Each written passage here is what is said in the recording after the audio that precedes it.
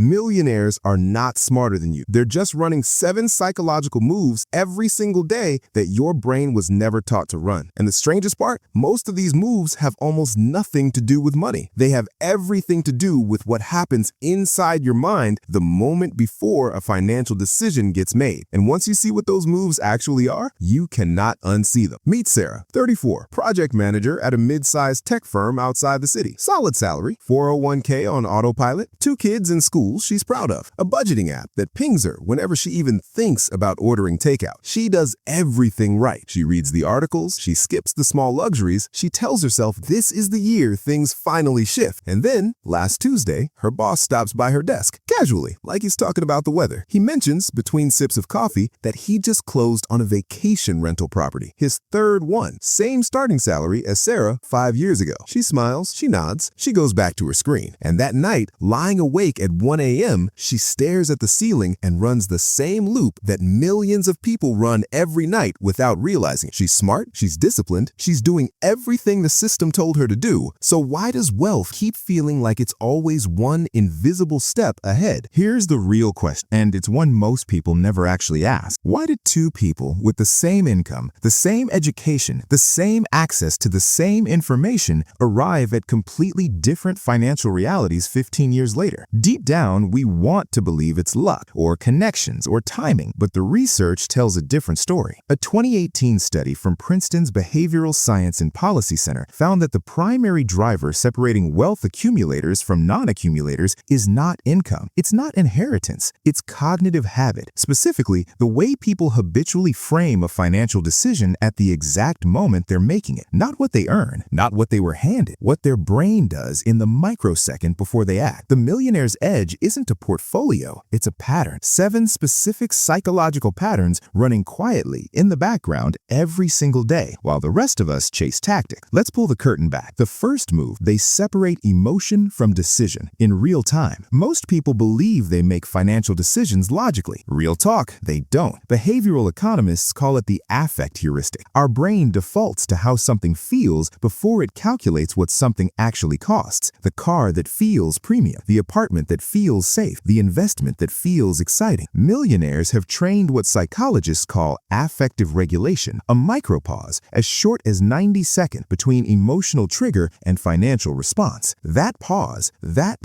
is worth more than any spreadsheet ever built. The second move, they think in decades, not months. This one is wired so deep in neuroscience it's almost unfair. Hyperbolic discounting, or present bias, is the cognitive architecture where our brain literally perceives future rewards as exponentially less valuable than immediate ones. It's not weakness, it's not laziness, it's structure. But here's the thing, wealth is almost entirely a function of how consistently you override present bias over years. Every person whose financial life you've ever quietly envied has in some form made the same trade over and over. Pleasure now for power later. Let me ask you something. When was the last time you made a financial decision that your future self, 10 years from now, would have made? Not your present self, your future self. Sit with that question. It changes everything it touches. The third move, they automate generosity to themselves first. This sounds simple until you understand the psychology beneath it. Pay yourself first is not a budgeting tip. It is identity architecture. When you automate a wealth transfer to yourself before a single bill is paid, you neurologically reclassify yourself as a person who has financial agency. That reclassification rewires spending behavior in ways that conscious willpower never can, because it operates below the level of willpower entirely. The fourth move, they consume financial information asymmetric. Here is where it gets Machiavellian. Most people read the same headlines, scroll the same threads, watch the same takes as everyone else. Millionaires deliberately seek information before it reaches consensus. Not illegal insider information, cognitive asymmetry. They're in the white papers before the YouTube videos exist. They're analyzing second-order effects while everyone else is still reacting to what happened last week. Information advantage has always, historically, without exception, been the mechanism through which wealth concentrates. The Medici didn't fund Renaissance Florence by reading the same news as everyone else. They knew before before. That is still the game. A landmark study from Harvard Business Review, published in 2019, tracked 233 high net worth individuals over a 10-year period, and they found one behavioral signature present in nearly all of them. They reviewed their finances on a fixed schedule, not reactively, not when markets crashed, not when they felt anxious, on a calendar. Same day, same time, every single week. Psychologists call this temporal anchoring, and what it does is fundamentally restructure the emotional relationship between a person and their money. You stop being at the mercy of financial anxiety. You schedule it. Everything else becomes noise. But here's what almost nobody talks about. Research by psychologist Paul Piff at UC Berkeley found something deeply uncomfortable. As wealth and status rise, the brain's social compliance mechanisms actually decrease. Luxury car drivers were more likely to cut off pedestrians at intersections. Higher status participants were less likely to divert resources to others in need. Now, on the surface, that sounds like a character indictment, but flip it through the Machiavellian lens, and something else appears. The wealthy don't play by the same social rules because they stopped outsourcing their decisions to social proof. They stopped asking what would people think and started asking, what does the math say? That is the fifth move, protecting attention like a finite financial asset and refusing to spend it on noise. The sixth move, they reframe failure as a data point, not an identity event. Stanford psychologist Carol Dweck spent decades documenting something called attribution style, the internal story people tell about why things went wrong. High achievers consistently attribute failure to strategy, something external, something adjustable. Low achievers attribute failure to self, something fixed, something permanent. When Sarah's investment drops, her brain says, I am bad at this. When her boss's investment drops, his brain says, that approach didn't work. Note it. Same loss, completely different neurological aftermath. The millionaire's brain doesn't scar from failure. It catalogs it. And now, the seventh move. This one doesn't have a clean name in most psychology textbooks, but it might be the most important one on this list. They built a relationship with financial discomfort. Think about the last time you had a bill you didn't open right away. The statement that sat on the corner of your desk for 4 days. The notification you dismissed without reading. The conversation about money you kept meaning to have with someone close to you and kept finding a reason to postpone. You've done this. You know you have. That pattern, psychologists call it financial anxiety displacement, is the single most consistent behavioral signature in people who stay financially stuck. Not because they don't care, because they care so much that the anticipation of confronting the number feels more threatening than the number itself. So the brain does what brains do. It protects you by looking away. And while you're looking away, compound interest, or compound debt, is quietly working the night shift. Here's what nobody tells you about wealthy people. They are not less anxious about money than you are. That is a myth. Many of them carry deep, visceral discomfort around financial risk. What they did, slowly, intentionally, often painfully, was train themselves to sit inside that discomfort without fleeing it, to open the statement, to have the conversation, to look directly at the number on the screen. Not because they're braver, because they understood something most people never do. The cost of not knowing always compounds faster than the cost of knowing. So what does Sarah do with this? She doesn't need to rebuild her life. She doesn't need a new salary or a new city or a $500 course. She needs to see something she has never been shown, that every financial outcome in her life is downstream of a psychological pattern that was installed before she was 20 years old. And patterns, unlike circumstances, can be changed. The Millionaire's Edge is not a portfolio. It's a set of trained cognitive responses that compound over time, exactly the way money does. When you insert a 90-second pause between emotion and decision even once, you build the neural pathway. When you automate even a small transfer to yourself first, the identity shift begins. When you sit inside the financial discomfort, even brief, even imperfectly, you start dismantling the most expensive habit you have ever carried. None of this is motivational. It is neuroscience. It is behavioral economics. It is the actual mechanism underneath every financial success story you have ever read, just rarely named this honestly. Sarah is not failing because she lacks information. She is stuck because she is using willpower to fight a system that runs entirely below the level of willpower. Change the system. The outcomes change themselves. Machiavelli wrote that there is nothing more difficult, more perilous, and more uncertain in its success than to lead the introduction of a new order of things. He was writing about political power, but he was describing with uncomfortable precision the exact internal resistance you feel every time you try to change a financial pattern that has been running in the background for 15 years. The 7 moves are not secrets because they are hidden. They are secrets because most people were never shown that the real game is being played one layer deeper than they've been looking. The question is not whether you know what to do now. The question is, who will you be making financial decisions as tomorrow morning? If this landed somewhere real for you, you already know what to do next.